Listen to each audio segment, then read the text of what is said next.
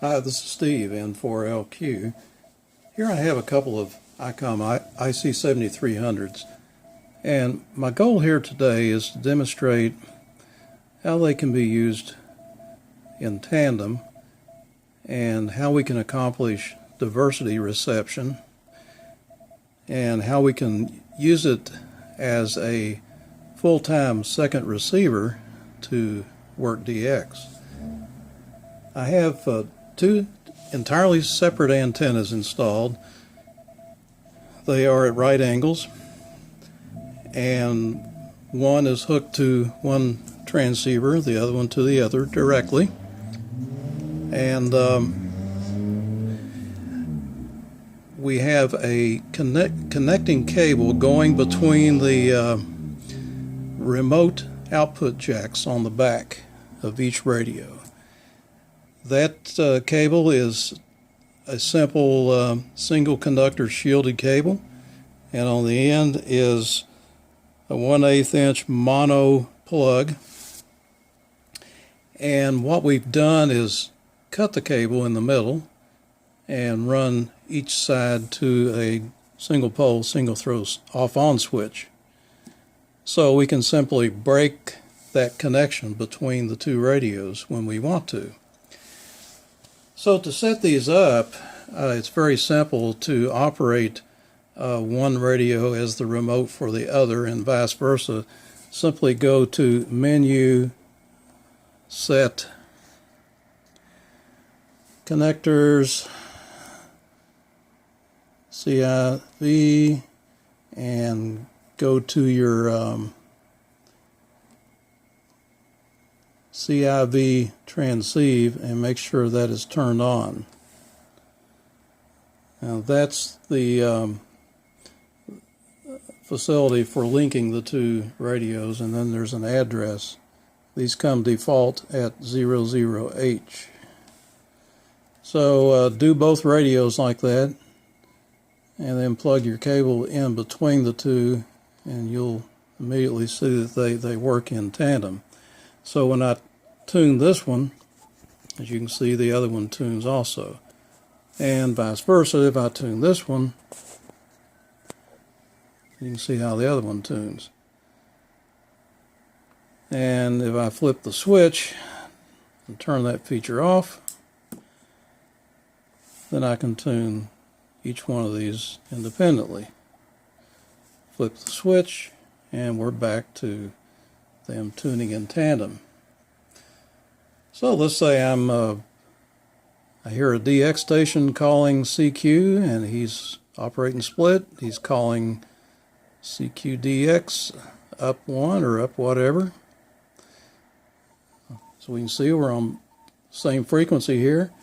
All I got to do is turn this off and turn the other one up here, 1 kC up or whatever, and we can look for the hound that's chasing the fox and see who got the last call, tune in on him, and then simply grab the key and call him.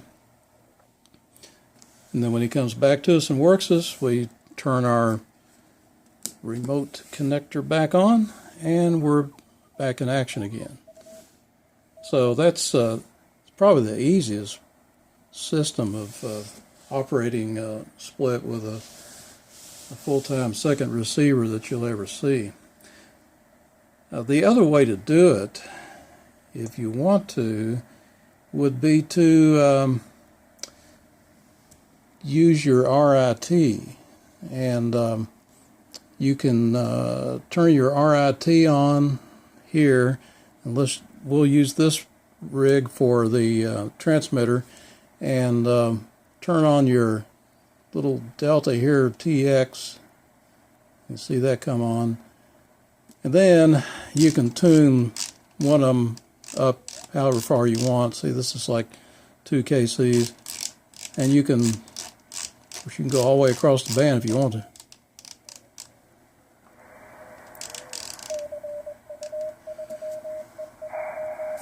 So now they're on 2 separate frequencies. This one's transmitting, and it's going to be 5.96 kilohertz up. up the band. When you're done, hit the clear. Now that'll work just as well. I don't think it's quite as good. I don't like the feel of the tuning knob for that purpose, but it works okay.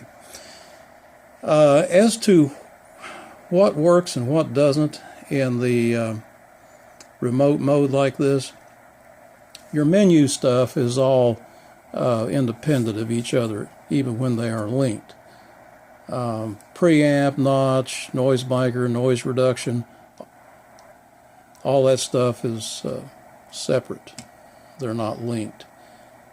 What is linked is the tuning.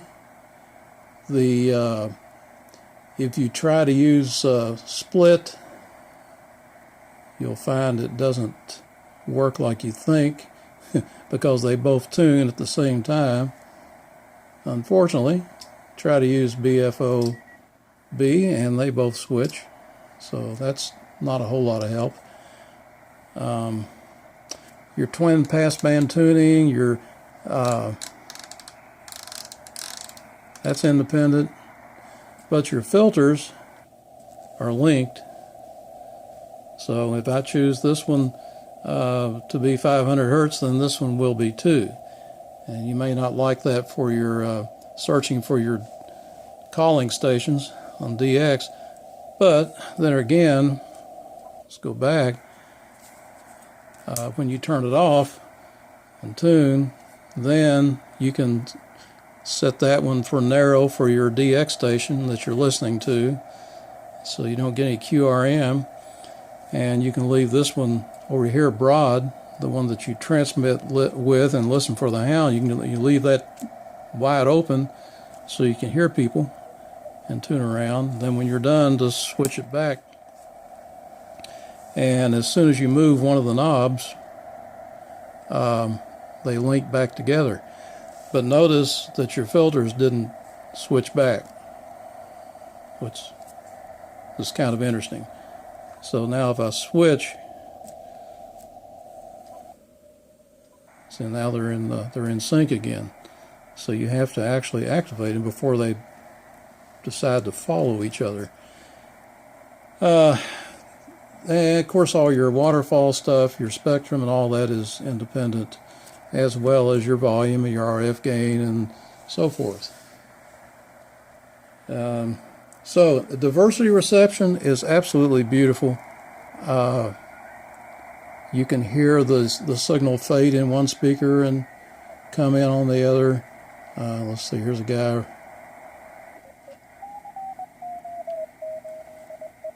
And if you watch the S meters, you can see different readings, and you can hear them come and go. I've got two little MFJ speakers here I like, and you can hear one come up, the other one fade out. And of course, you could plug your headphones in to each jack with a splitter and have one radio in your left ear and one in the right, and that would give you a nice diversity outfit. Or you could combine them to mono if you wanted to, just kind of fill in the gap. But I calibrated these to be exactly the same frequency, just by going into the calibration facility in the menu, and they're different, but I got them so that they are less than a cycle apart, and there's no distortion of any kind. It just sounds really good.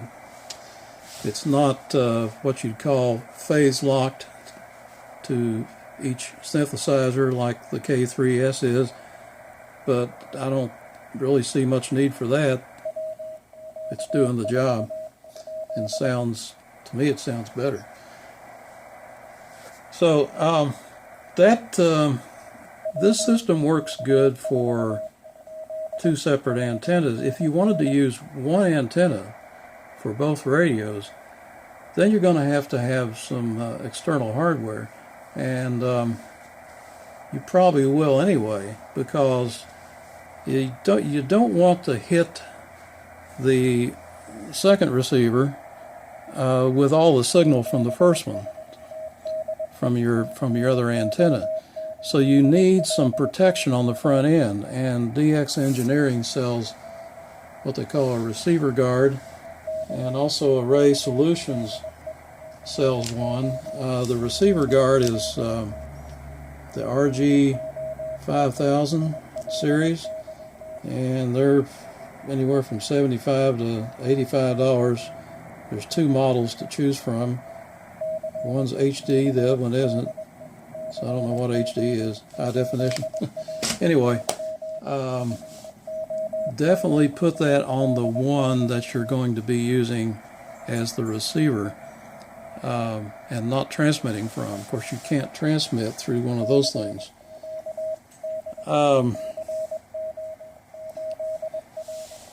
Then that would be fine for your diversity setup with two antennas, but for using one antenna, you're going to need something like this. Hopefully you can see the screen here. This device by DX Engineering, the RTR-2. That's the one I would get, and that allows you to run your antenna or antennas into it and configure the radios so that when you transmit from one, the other one is disconnected and grounded so that the strong signal will not affect it. One thing that I have not figured out is any way to mute the second receiver. There's no mute facilities, there's no pins on the accessory socket. The only thing I know you could do is use the RTR-2, use its push-to-talk output and activate something to cut the receiver off or cut the speaker off, or short the speaker out or something so you don't hear it. But I don't think that's going to be too big a problem. And see, listen to this guy here. And let's say I'm operating split. I'm going to go up a couple of KCs, and I'm going to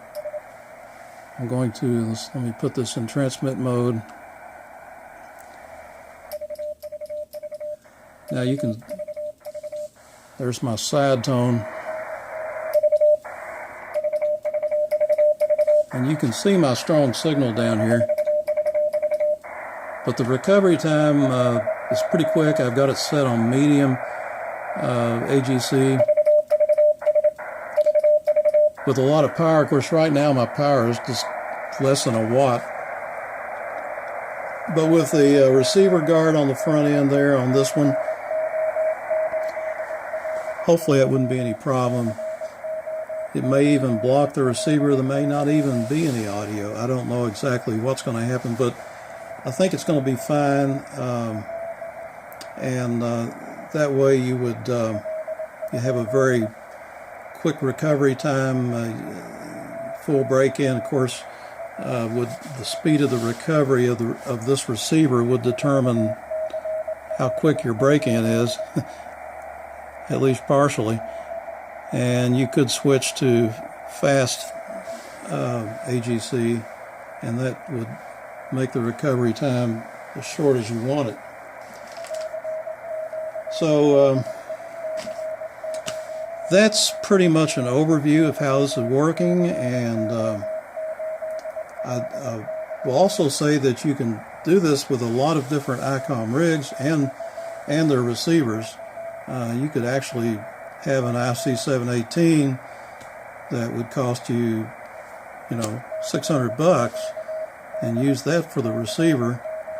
Plus, ICOM also makes other receivers, and they will all operate remotely via the CIV port. And I have yet to test that theory, but I think that would work. So there you go. Thanks for watching N73 from N4LQ.